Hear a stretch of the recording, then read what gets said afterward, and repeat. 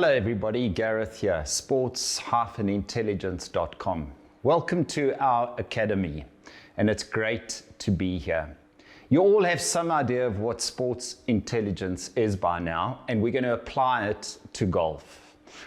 You might recall that I spent a lot of my time working out as an athlete and competing in different places, in different disciplines. I've studied the application of psychology and its related disciplines to enhancing performance. I completed a doctoral study on this. I've worked with athletes across sporting codes in different places over the last 15 years, and I'm really excited to be presenting this program to you. I'm sure it's going to enhance your performance and make you an even better golfer than what you are currently. Now think about, I've been working with golfers for some time. And I was thinking, I wonder how many cognitive functions are at play here in simply teeing off. Firstly, you assess the course. Secondly, you pay attention to the ball and its placement. Thirdly, you remember what you've done before. You've been in similar situations. You've hit balls numbers of times. You visualize how you're going to execute it. You might listen to the voice in your head and to others. You'll listen to your caddy. I was working with a golfer the other day and he spoke to me about sledging, about co-players having things to say at crucial times. You work at solving a problem, at making a decision, and then executing. There are 9 cognitive functions at play there, and that's just teeing off. You're doing that for a number of days when you're playing in elite competitions. And there's so much else happening. I hope that the program, the courses, the content, and the exercises which you're going to do over the next 40 weeks or so help you. I'm going to emphasize 8 content areas for you to access. The first one, which I hope you do first, is handling pressure. There's so much happening at an emotional level when you're playing and going for the victory. And there's so much that you can do to prepare yourself for that so that you're able to cruise through and achieve what you'd hoped for. We're going to talk about decision making and problem solving, making the right call at the right time.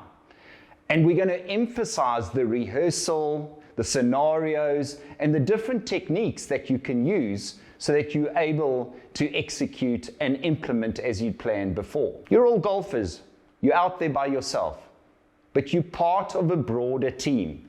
You have coaches, you have managers, you have specialists, and other staff who are around you. So we're going to talk about how you can be an effective team player and participant while out there most of the time by yourself, you and your caddy, competing on tour, on the road. I guess it's lonely sometimes. And how do we use that to your benefit? I'm also going to share with you, I think it's the 4th input, the 4th playbook, about training your brain, using what's between your ears optimally, how you can process information, effective way as possible. We're going to learn how to speed your brain up. And you're going to learn about learning so that you can take what you see out there, what you agree on with your coaches and with yourself, and you can make it happen. So much has been spoken about grit and mental toughness and resilience. And we've got a great playbook for you on that. When the going gets tough, the tough get going. We've heard that for centuries, for a long, long time, I should say.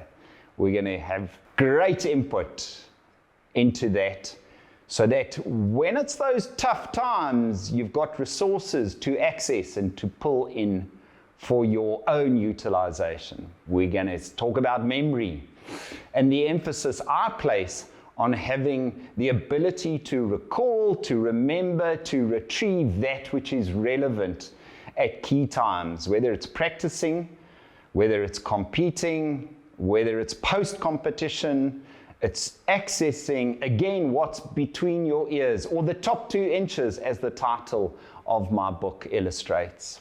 We're going to pull it all together in the last playbook, the 8th session, and that will be used to help you put together, compile an annual training plan to optimize your psychological gifts, skills, and competencies. In each of these videos and playbooks, I'm going to share with you half a dozen or so exercises with the intention of developing skills that you are able to apply and utilize when the occasion and the moment requires. I'm going to ask you to do and practice one of those skills per week. We got 8 sessions, 8 workbooks, and each of those have, as I said, half a dozen or so exercises. That's about 40, 45 exercises, and I want you to do one a week. So that's an annual program, about 40, 45 weeks of mental skills and psychological training. I look forward to working with you on the other videos.